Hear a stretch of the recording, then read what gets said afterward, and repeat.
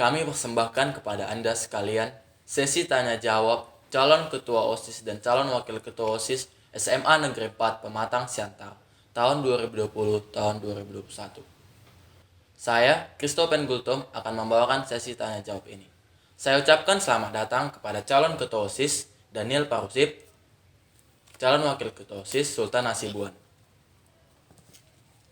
Saat ini, pihak panitia telah menyiapkan beberapa pertanyaan yang diterima dari aspirasi-aspirasi siswa dan siswi SMA Negeri 4 Pematang Siantar. Baiklah, mari kita langsung saja ke pertanyaan pertama. Saat ini sedang masa new normal, maka program seperti apakah yang cocok kalian lakukan di masa-masa new normal ini tanpa harus melanggar protokol kesehatan yang sudah ada? Baik, terima kasih pertanyaannya. Pertanyaan sangat menarik ya tentang program kedepannya. Pastinya kita butuh namanya penyesuaian. Penyesuaian itu termasuklah penyesuaian media, sistem, dan semuanya yang kita perlukan bagaimana untuk bisa kedepannya semakin lebih baik lagi. Di masa pandemi ini juga yang harus kita perhatikan itu tentang protokol kesehatan. Di sekolah juga sudah beberapa hari ini saya perhatikan juga udah diterapkan, juga pengadaan fasilitas yang menunjang protokol kesehatan juga sudah ada. Juga tentang program OSIS ke depannya, bagaimana tentang medianya, juga penyesuaian terhadap pandemi, begitu kan. Kita juga udah persiapkan itu semua dalam tata caranya. Tentang diskusi tentang program seperti apa yang kami laksanakan itu tergantung bagaimana tentang sistem yang kami buat. Nanti di internalnya kami akan bahas, diskusikan bagaimana solusi-solusi yang terbaik, apa kadang kesalahan itu yang umum itu apa, seperti itu. Nanti kami akan perbaiki, dan perlu diketahui fokus kami tahun itu adalah evaluasi gitu. Jadi pengevaluasi, pembenahan akan selalu ada di OSIS SMA Negeri 4 Pematang Siantar, karena kami tahu setiap hal itu pasti ada kekurangannya. Jadi kami akan berusaha lebih baik lagi. Mengenai program mungkin akan dibahas lagi lebih lanjut di rapat-rapat yang selanjutnya akan kami lakukan kalau masalah program. Terima kasih pertanyaannya. Oke, jadi semisalnya Anda memiliki sebuah program, kita sebut saja program A. Anda mengajukannya ke sekolah, namun sekolah tidak mengizinkan karena itu bisa saja berpeluang memicu klaster terbaru COVID-19 di SMA 4 Pematang Siantar. Terus, bagaimana tanggapan Anda terhadap klaster tersebut? Apakah solusi yang bisa Anda berikan sehingga meyakinkan para siswa-siswi SMA Negeri 4 bahwa itu tidak akan menjadi klaster terbaru seperti yang dikatakan oleh pihak sekolah? Kalau masalah itu yang namanya juga pengajuan, ada yang namanya ACC, ada yang enggak ya kan. Itu tergantung bagaimana. Mungkin ada pandangan dari pihak sekolah yang menyatakan itu tidak bisa. Berarti ada yang harus perlu diperbaiki dari situ, gitu loh. Berarti kita harus lihat lagi, kaji lagi itu. Pengkajian lagi, apa yang perlu disesuaikan, apa kejanggalan yang dilakukan, yang diberikan pihak sekolah, kenapa seperti itu. Pastinya juga kami punya argumen yang ketat juga, dan juga program yang kami berikan itu pastinya sudah yang terbaik lah kalau gitu. Oke. Iya. Mungkin itu akan bisa menjadi jaminan Iya. kepada siswa-siswi bahwa program yang kalian lakukan itu akan dapat berbuah baik, baik itu kepada siswa ataupun kepada pihak sekolahnya. Iya. Oke, lanjut saja ke pertanyaan kedua. Bagaimana tata kerja Duta OSIS dalam mencegah tindak kekerasan dan bullying dalam organisasi serta memonitoring kegiatan organisasi tersebut? Duta OSIS ini program baru saya. Itu program baru saya. Mendengar pemotongan atau pemangkasan birokrasi SMA 4 yang besar-besaran, berarti kita udah kalah di kuantitas. Berarti yang harus kita kejar itu kualitas. Berarti kualitas harus mengalahkan kuantitas itu. Jadi saya juga bingung gini, kalau kita terpangkasnya di situ, ketua sekretaris organisasi tidak dianggap OSIS lagi gitu. Berarti kita harus punya jalan, punya media untuk menjangkau organisasi-organisasi. Juga kita tahu sebenarnya banyak, apalagi kasus-kasus di Indonesia yang senior membuli juniornya, perundungan, tindakan bullying, itu kita mau tunjukkan bahwa semangat gak gitu. Yang terpenting itu sekarang itulah melalui Duta OSIS. Duta OSIS ini artinya bukan duta organisasi untuk OSIS, Duta OSIS untuk organisasi. Artinya semakin dekat kami, karena kalau untuk yang namanya kesalahan-kesalahan organisasi itu mau disembunyikan dari kami. Jadi aku mau keterbukaan, itu namanya. Aku mau menjangkau semua organisasi melalui Duta OSIS. Kami yang berikan monitoring, kami berikan pengarahan-pengarahan juga nantinya bagaimana kami akhirnya atau istilahnya gini, pendapat OSIS dipertimbangkan untuk setiap kegiatan organisasi seperti itu. Oke, jadi itu namanya program kerjanya Duta OSIS. Iya. Jadi nanti situ akan ada orang-orang yang apakah Anda pilih sendiri? Ya, kalau Duta OSIS itu jelas bakalan kami pilih sendiri, tapi menurut organisasinya juga. Artinya kalau mau Duta OSIS untuk MB berarti harus dari masing band juga orangnya gitu. Oh, baiklah. Jadi apakah ada jaminan yang dapat sebagai tolak ukur kapabilitas dari orang-orang tersebut tidak akan menunggangi kepentingan organisasi itu? Kalau gitu Kak, gini Kak. Sebenarnya OSIS ini apa sih gitu kan? Definisi OSIS itu apa untuk tiap-tiap organisasi? Definisi OSIS itu adalah penaungan tiap organisasi. Artinya kami juga udah bikin di misi di program kerja menaruh kredibilitas penuh pada organisasi sebagai unsur pendukung OSIS SMA Negeri 4 Pematang Siantar. Artinya apa? Feedbacknya itu harus ada gitu. Harus ada feedbacknya bagaimana kami percaya Anda juga harus percaya kami gitu. Berarti ini kita bagikan supaya siswa SMA 4 tahu kalau kita bekerja dengan kredibilitas penuh, juga dengan efektivitas yang bagus juga, pasti kami bekerja dengan baik seperti itu. Oke. Kalau ada Sultan mau menanggapi gimana? Sudah, cukup. Oke. Kita lanjut saja ke pertanyaan ketiga. Pertanyaan ketiga. Jadi dalam suatu kasus, bila ada siswa yang melanggar aturan-peraturan seperti tidak memakai dasi ataupun bolos ke kantin saat jam pelajaran yang sedang berlangsung, apa yang dapat Anda lakukan untuk bisa menertibkan hal kecil seperti itu? Ya, makasih untuk pertanyaannya. Saya kalau misalnya melihat ada murid yang membolos, yang tidak memakai perlengkapan sekolah yang lengkap, saya pasti akan menegurnya. Tapi saya menegurnya bukan untuk menyuruhnya untuk pakai dasimu atau dan lain-lain. Itu karena bukan hak saya menyuruh-nyuruh mereka, karena saya seangkatan mereka atau mereka lebih tua dari saya gitu. Jadi saya akan melaporkannya ke guru BK terutama untuk bisa menertibkan murid tersebut supaya bisa dapat pengarahan supaya menjadi murid yang lebih baik. Terima kasih.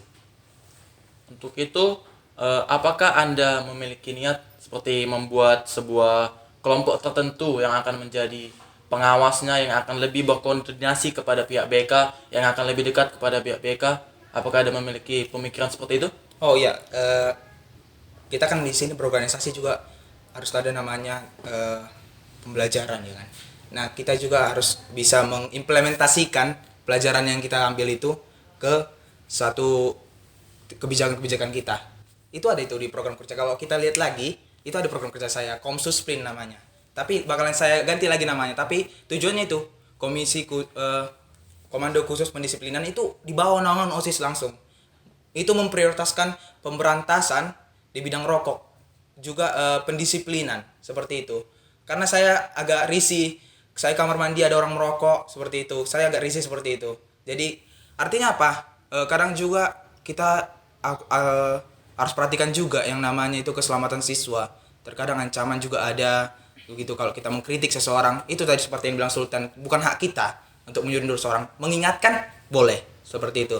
Tapi yang pasti untuk menuntut seseorang itu harus ada bukti. Itu tugas Komsusplin, mencari bukti itu. Artinya kami bukan menjatuhkan suatu siswa, kami hanya mengubah dia menjadi pribadi yang lebih baik lagi. Kasih kebaikan itu fotonya. Jadi untuk mahasiswa SMA 4 juga saya himbau gitu kan. Udahlah, ngapain merokok gitu. Kita belum saatnya, kita masih anak sekolah gitu. Tunggu ada uang sendiri dulu baru putuskan diri untuk merokok, ya merokok gitu loh. Gitu juga Kak. Saya juga memberikan himbauan gitu. Oke, baik, itu merupakan pemikiran yang bagus karena kita tahu rokok itu cukup berbahaya. Walaupun seperti yang kau bilang, tunggu ada uang sendiri, memang alangkah lebih baik Tidak tunggu ada uang merokok. sendiri. Iya. Tapi itulah, alangkah lebih baik memang jika tidak merokok karena apapun dibilang kalau udah merusak pasti bakal merusak. Iya. Oke, kita lanjut saja ke pertanyaan selanjutnya. Baiklah, ini ada satu kasus. Seperti yang kita tahu, masalah yang selalu ada di tiap lembaga adalah KKN. KKN di sini adalah kolusi, korupsi, dan nepotisme. Dan apa tindakan yang akan Anda lakukan saat melihat adanya praktik KKN tersebut? Bagaimana tanggapan Anda? KKN ini materi berat ini sebenarnya. Oke, kalau kita bicara KKN, kalau kita bicara tentang pembasmiannya, ada nanti masalah ketidakefektifan gitu kan. Jadi kalau KKN sebenarnya sih lebih kepada gimana orangnya. Jadi kalau saya itu berpikir gini, atasnya bagus, bawahnya pasti bagus ngikutnya. Jadi kalau atasnya punya prinsip yang bagus, artinya nggak KKN. KKN ini masalah umum. Saya harus bilangin masalah umum. Artinya sudah ada di setiap lembaga, gitu kan. Bagaimana tentang mencegahnya juga kita bakalan, itulah namanya transparansi. Transparansi juga keterbukaan kepada apa itu saya bilang juga pembentukan media. Media juga ada di program kerja saya juga. Pembentukan media IG SMK itu sudah media juga, tapi kita bakal bentuk lagi yang khusus untuk itu karena IG SMK itu untuk apa namanya? Distribusi atau media sekolah juga sebenarnya. Tapi kita bakal khusus untuk menanggapi itu untuk bagaimana tanggapan-tanggapan juga media aspirasi juga dari situ bisa siswa-siswi SMA Negeri 4 ngasih kritik saran dari OSIS saya akan pantengin terus nanti. IG-nya saya bakal pantengin terus juga bagaimana motivasi juga masuk-masukan dari siswa-siswa SMA Negeri 4 dari situ. Kalau masalah KKN apalagi itu saya kayaknya nggak berani jawab soal itu. Kalau ada yang ditanya. Sudah cukup. Saya sependapat.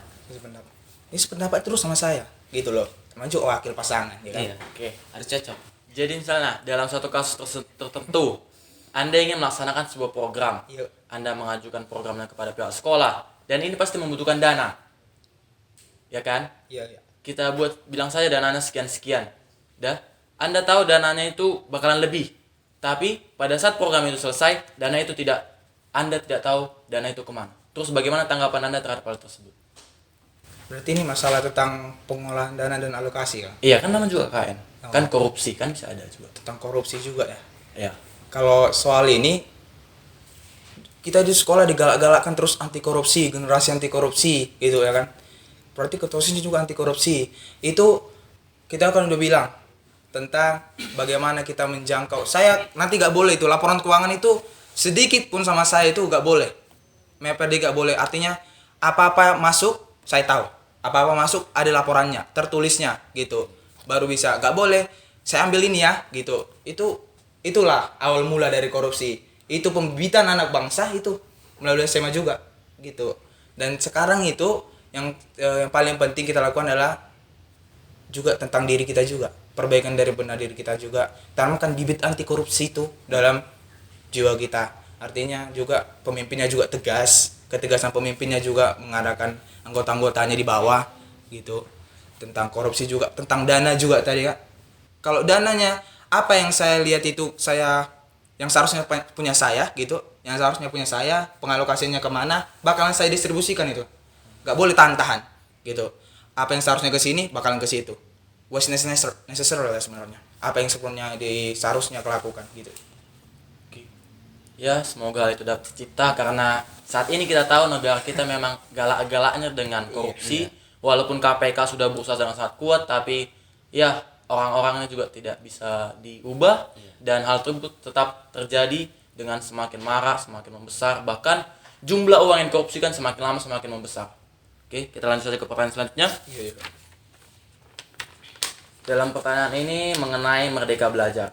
Saat ini, sekolah ditekankan untuk menjadi tempat bagi siswa untuk memerdekakan dirinya dalam belajar di bidang yang sesuai dengan minat bakatnya.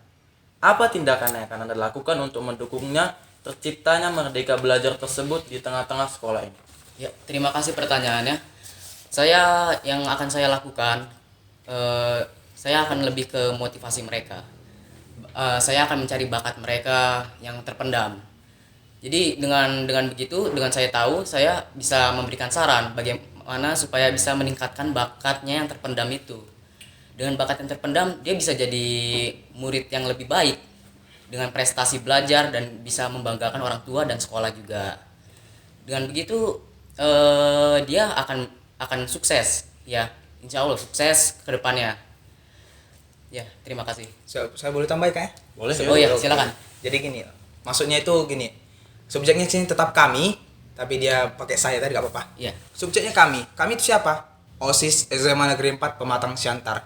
Artinya gini, Merdeka Belajar juga udah dibelikan oleh Mendikbud juga, udah digalakkan terus kalau kita buka IG Kemendikbud juga. Anak sosmed pastikan banyakan. Jadi Merdeka Belajar di kalangan pelajar. Artinya tidak ada merasa tertekan. Artinya bebas berekspresi dalam menyampaikan pendapatnya dalam belajar juga. Itu arti Merdeka Belajar itu juga harus dipahami seperti itu.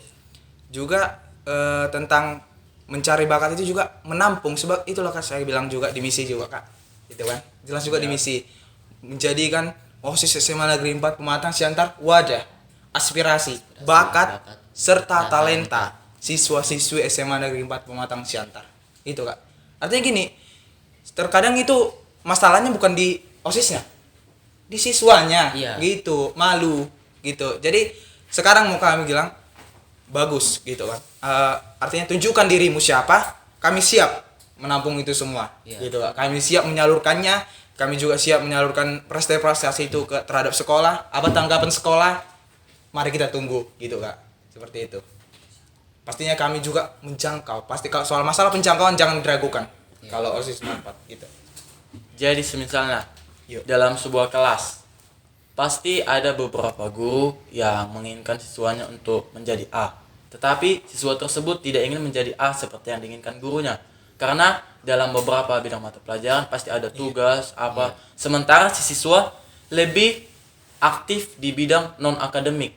Dan kita sebutkan saja lah seperti olahraga. Misal beginilah, siswa tersebut latihan olahraga di sore hari, sehingga dia pada malam harinya tidak bisa fokus atau kita bilang saja langsung tidur dengan cepat dan tidak mengerjakan tugasnya, dan padahal tugasnya itu dibutuhkan pada saat esok hari.